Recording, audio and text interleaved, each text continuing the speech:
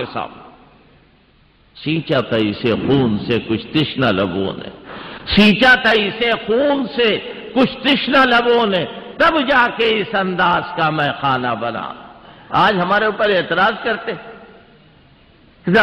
اور پھر ایسا بخار آیا ہوا ہے، اتحاد اتحاد اتحاد، کان پک گئے سنتے سنتے، مگر ابھی تک کسی کی کوشش کامیاب نہیں ہوئی کہ صاحب اتحاد کا، ہم خود اتحاد کے دائی کہ اتحاد ہونا چاہیے، لیکن اتحاد کا یہ مطلب ہوگا کہ ہم اپنی محبت کا قلعہ حضرت صدیق اکبر کی قبر کے اوپر بنائیں؟ آپس میں جو محبت ہو رہی ہے حضرت معاویہ رضی اللہ تعالیٰ عنہ کی قبر پر ہم محبت کا قلعہ بنائیں تو اتحاد ہوگا؟ سنو، تم اتحاد نہیں چاہتے ہو، تم اپنی رنگت کو چھپانا چاہتے ہو۔ اتحاد کیا چیز ہوتی ہے؟ کہ وہ اتحاد آپ کو معلوم کیا ہے؟ صحابہ سے کٹ کر اگر کوئی فرقہ بنتا ہے وہ اسلامی فرقہ نہیں ہو سکتا، چاہے جو بھی اس کی لپیٹ میں ہو۔ مسلکی اختلاف کی کوئی حیثیت نہیں ہے۔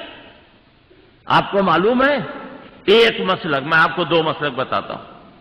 ایک مسلک یہ ہے کہ امام کے پیچھے فاتحہ پڑھو، دوسرا مسلک یہ کہ خبردار فاتحہ نہ پڑھو۔ جو فاتحہ پڑھ رہے ہیں وہ کبھی نہیں کہیں گے کہ نہ پڑھنے والے جو ہیں وہ غلط کر رہے ہیں، وہ ترجیح اس کو دے رہے ہیں، یہ ترجیح اس کو دے رہے ہیں، آپس میں کوئی لڑائی نہیں۔ ہم رمضان میں عمرہ کرنے جاتے ہیں، اللہ پاک آپ کو، ہم کو، سب کو پہنچائے۔ ارے آمین کہہ لو یار، چپکے ہی سے کہہ لو، کوئی حرج نہیں ہے۔ اللہ تمہیں بھی پہنچائے، ہمیں بھی پہنچائے۔ اور جب تراویح ختم ہو جائے 20 رکعت اور امام وتر پڑھائے تو سب لوگ کہتے ہیں ہمیں تو آتا نہیں، آوے یا نہ آوے انہی کے ساتھ پڑھو، یہی اچھا۔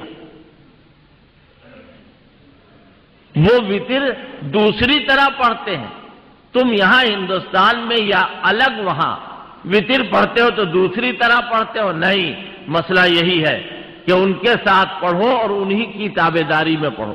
امام کی نیت کرو، جو امام کی نیت وہ تمہاری نیت، وتر ہو جائے گی۔ شافعی حنفی کے پیچھے نماز پڑھے تو ہو جائے گی، مالکی حنبلی کے پیچھے نماز پڑھے تو ہو جائے گی۔ اسی طریقے سے تمام بزرگان دین جو گزرے ہیں اور ان کو اجتہاد کا مقام حاصل ہے، ان سب کے پیچھے نماز ہو جائے گی بلا کراہت۔ لیکن آپ، ہم بھی تو نماز پڑھتے ہیں۔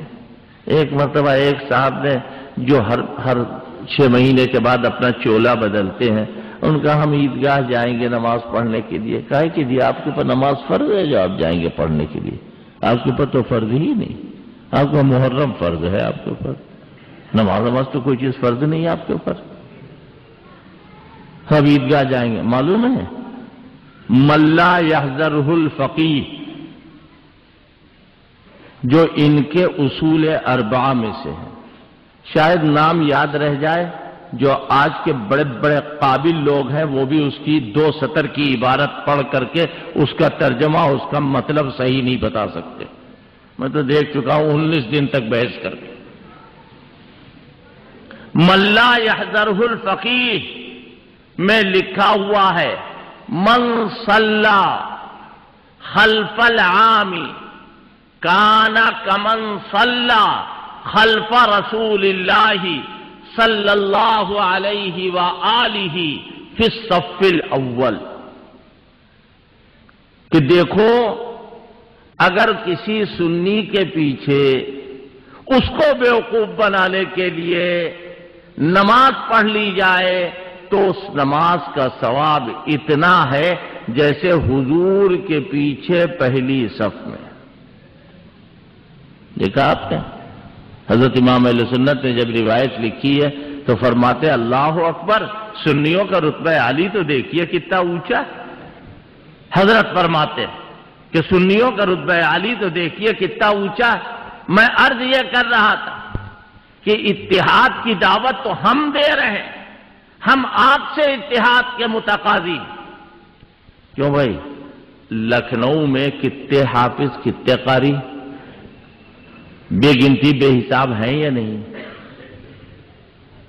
اور تمام ضلعوں میں، بجنور، سہارنپور، شاید کوئی گھر ایسا نہ ہو جہاں حافظ نہ ہو۔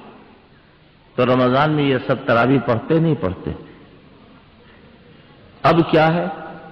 مسجدیں کم ہیں ہمارے پاس، یہاں آپ بیٹھے یہاں بھی تراویح ہوتی، میرے گھر پر بھی تراویح ہوتی، کارخانوں میں بھی تراویح ہوتی، بڑے بڑے ہال میں بھی تراویح ہوتی۔ کائے کے لیے؟ حافظ کم ہے، حافظ زیادہ ہیں، مسجدیں کم ہیں۔ سب مسجدوں میں اگر ایک ایک حافظ رکھا جائے تو مسجدیں کم پڑ جائیں گی، حافظ زیادہ، تراویح تو ہوگی۔ تو ہم کہہ رہے ہیں اتحاد کی خاطر روزہ کھولنے کے بعد اپنی مسجد ہمیں 11 بجے رات تک دے دیا کیجئے، ہم وہاں قرآن شریف پڑھوا دیا کریں۔ کسی کو گالی دینے کے لیے نہیں مانگ رہے ہیں، نماز پڑھنے کے لیے۔ ہے کوئی ایسا اتحاد کا دعوے دار کہ اپنی مسجد دے دے تراویح پڑھنے کے لیے؟ اور اگر تراویح کہیں پر بھی ہو تو آپ اعتراض کرتے اس لیے کہ حضرت علی سے بڑے آپ مسلمان ہیں۔ حضرت علی تو جب تراویح حضرت فاروق اعظم کے زمانے میں ہوئی تو گئے اور جا کر کے کہا اللہم نور قبر عمر کما نور مساجدنا، اے اللہ عمر کی قبر کو نور سے بھر دے جیسے انہوں نے ہماری مسجدوں کو نورانی بنا دیا۔ فاروق اعظم کا حال تو یہ، حضرت علی کا تو حال یہ۔ پھر آپ تراویح امام باڑوں میں پڑھوا دیجئے، اپنی مسجدوں کو دے دیجئے ہمیں کہ ہم تراویح۔ کیوں؟ کیا اختلاف کی کیا بات ہے کہ لا شیعہ ولا سنیہ، اسلامیہ اسلامیہ اسلامیہ، ایران شریف کا جو نعرہ ہے کہ نہ شیعت کوئی چیز ہے نہ سنیت کوئی چیز ہے، اسلام بہت بڑی چیز ہے۔ بہت اچھا، ہم حضرت معاویہ کا تذکرہ کریں گے امام باڑے میں، آپ اجازت دیں گے اتحاد کی خاطر؟ ہم تو امام اہل سنت حال میں حضرت حسن حضرت حسین کا تذکرہ کرتے ہیں، آپ کیوں نہیں اجازت دیتا ہے؟ اور آپ جو اس وقت بولی بول رہے ہیں وہ ایران سے پیسہ لیے بغیر بول رہے ہیں۔ یہ بات میں اس لیے عرض کر رہا ہوں کہ جلسے تو سال میں صرف 15 دن ہوتے ہیں اور مسائل جو ہے وہ روزانہ ہے، تو ان کا مقصد کیا ہے؟ یہ چھپ جائیں، ان کا شر چھپ جائے، اور جب ان کا جی چاہا کرے چپکے سے کاٹ لے اور پھر چھپ جائے۔ جب ان کا جی چاہا کرے، حضرت علی بنو، اپنی بیٹی ام کلثوم کا نکاح محبت، تعلق، ایمان کی حلاوت کی بنیاد پر حضرت فاروق اعظم کے ساتھ کیا، جس کے سلسلے میں 50 باتیں تم بنا رہے ہو، بناتے رہتے ہو، بناتے رہو گے۔ فاروق اعظم عمر ابن خطاب رضی اللہ تعالیٰ نے ان کی بیٹی حضرت علی کی بیٹی کے ساتھ، اور لکھا ہے ان کی کتابوں میں نبی دختر با علی داد، نبی نے اپنی بیٹی علی کو دی، وہ علی دختر با عمر داد، اور علی نے اور عمر نے علی نے اپنی بیٹی عمر کو دی۔ اب آپ دیکھیے، اب ویسے ہی اتحاد کے سب لوگ ایک ہو جاؤ، سب لوگ ایک ہو جاؤ، ہم تو اتحاد بین المسلمین چاہتے، تو ہم کب کہہ رہے کہ بین المسلمین والکافرین ہم چاہتے نہیں، ہم تو سب لوگوں کا اتحاد چاہتے ہیں۔ لہذا اتحاد کی بات نہ ہم کسی کو گالی دیں نہ ہم کسی کو کوسا دیں۔ دیکھیے اسلامی نیا سال شروع ہوا ہے نہیں، اللہ پاک آپ کو پوری دنیا کے مسلمانوں کو مبارک ہو، پورا سال نیکیوں کی توفیق نصیب، اللہ تعالیٰ آپ کی اور آپ کی اولاد کی عمروں میں برکت عطا فرمائے، صحت و عافیت عطا فرمائے۔ ہم آپ سے کہیں یہ کوئی بری بات ہے؟ بتائیے کوئی بری بات ہے کہ صاحب فلاں اخبار میں یہ چھپا ہے لہذا ہم کو بڑی اذیت ہوتی ہے؟ اچھا پھر کیا کہیں؟ نیا سال شروع ہوا ہے، اللہ آپ کو غارت کرے یہ کہیں نیا سال شروع ہوا ہے، اللہ آپ کو روتا رکھے، خدا کرے آپ کی آنکھوں سے آنسو کبھی نہ رکے، نیا سال شروع ہوا، یہ کہیں؟ ابے کہیں تو ٹکو، پھر کیا کہیں؟ نیا سال ہر آدمی کا شروع ہوتا ہے تو وہ خوش ہوتا ہے کہ ہمارا نیا سال۔ آپ کون سے کس کیٹیگری اور کس کوالٹی کے مسلمان اپنے آپ کو کہتے ہیں؟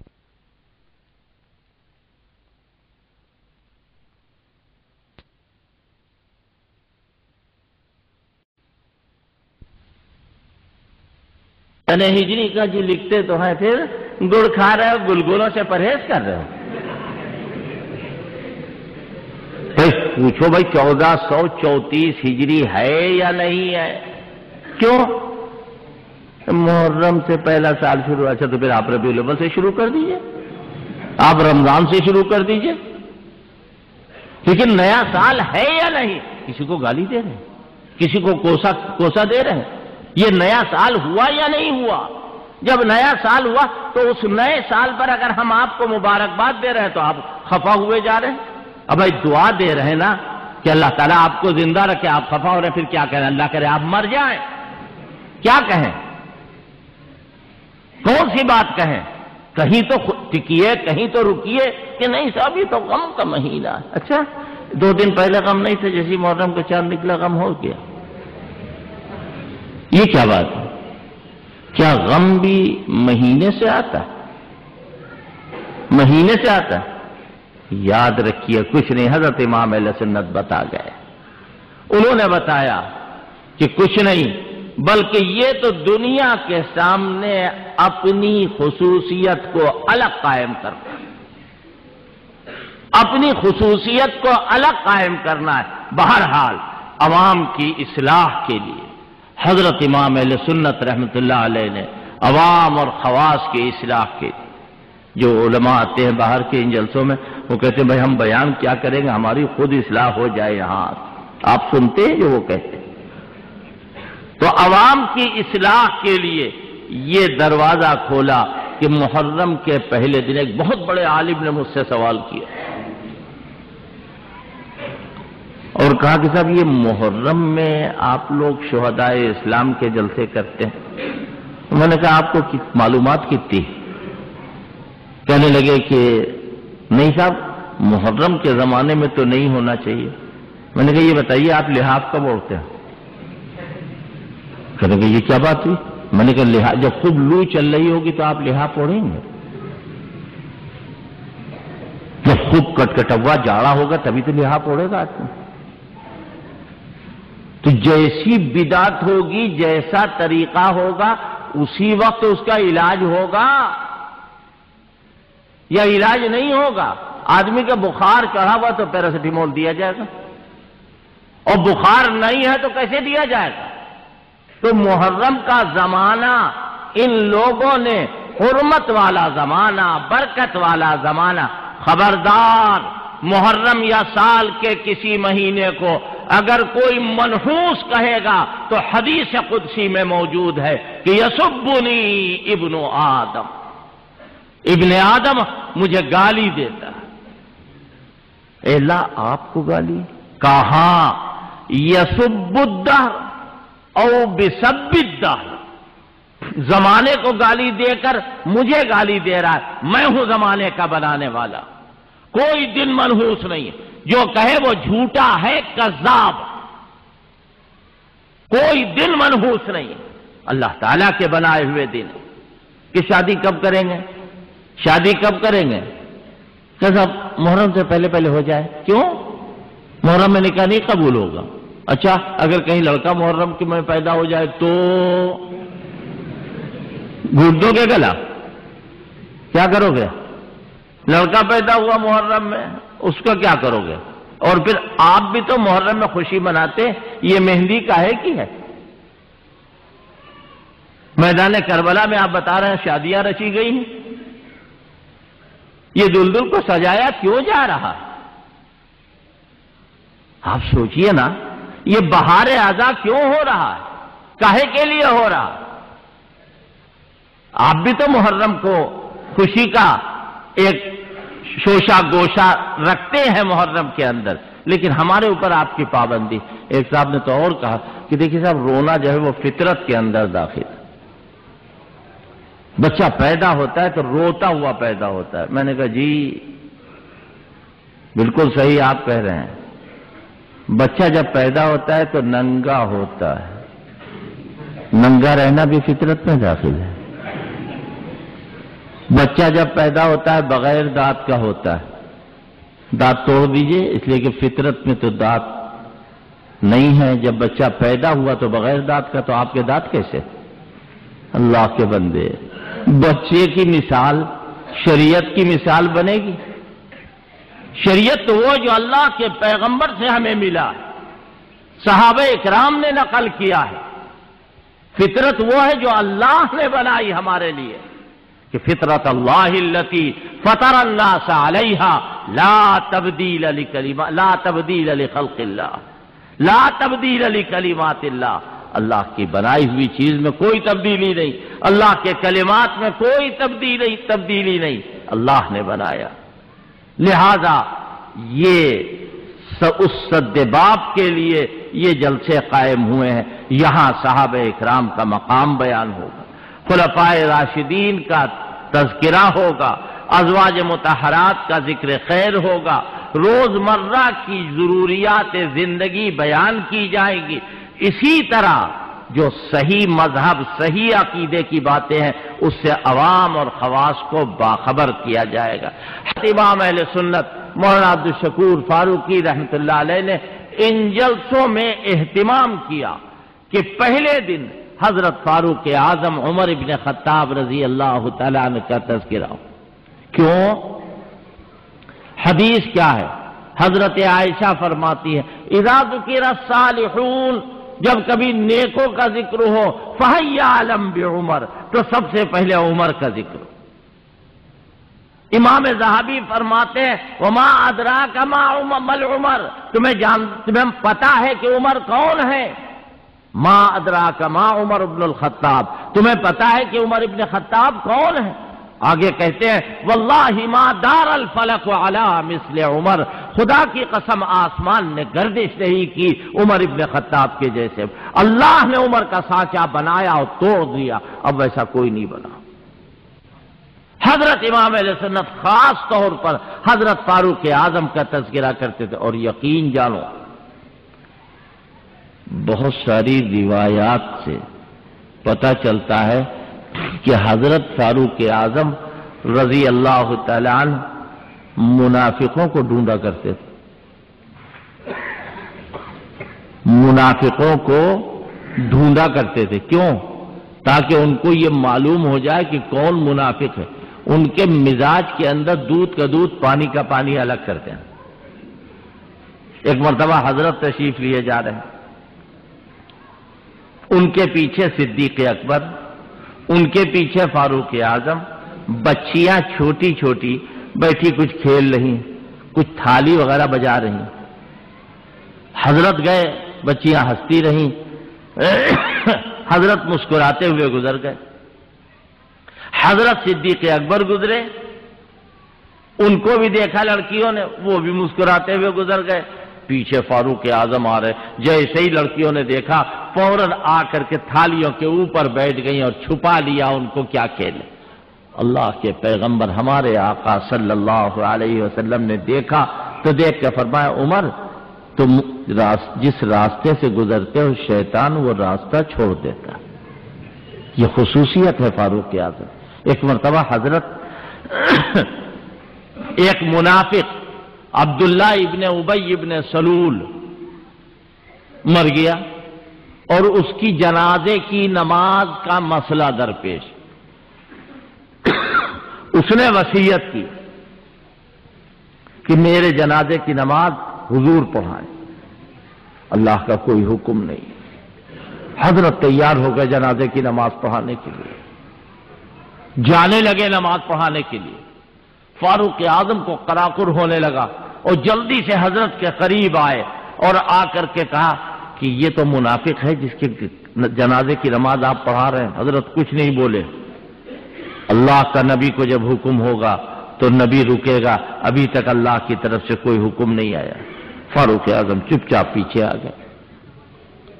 حضرت نے نماز پڑھائی، نماز سے فارغ ہوئے جبریل آ گئے۔ وہ کیا کہہ رہے ہیں؟ ما کان للنبی، وہ کہہ رہے ہیں کہ ما کان لنبی ان یکن، وہ یہ کہہ رہے ہیں کہ اے نبی آپ ان کی نماز جنازہ نہ پڑھیے اور نہ ان کی قبر پر آپ کھڑے ہوئیے۔ ولا تصلی علی احد منہم مات ابدا ولا تقم علی قبرہ، اے پیغمبر نہ ان کے جنازے کی نماز آپ پڑھیے اور نہ ان کے قبر پر آپ کھڑے ہو۔ اللہ اکبر، کتنی بڑی بات ہے۔ فاروق اعظم نے جو سوچا، یہاں پر ایک بات مجھے عرض کرنے کی اجازت دیجیے، پتہ نہیں میری تقریر کا کب نمبر آتا ہے، کب موقع ملتا ہے، ایک بات کہہ لینے دیجیے۔ فاروق اعظم کو اللہ نے آج اس جگہ کھڑا کیا ہے جو خلوص کا سب سے اونچا مقام ہے۔ اس جلسے میں اگر میں بیان کروں تو انشاءاللہ بیان کر لے جاؤں گا اور آپ کو سمجھا دوں گا۔ دیکھو بھائی، ایک ہوتا ہے مومن، اس کے مقابلے پر کافر ہے یا نہیں ہے؟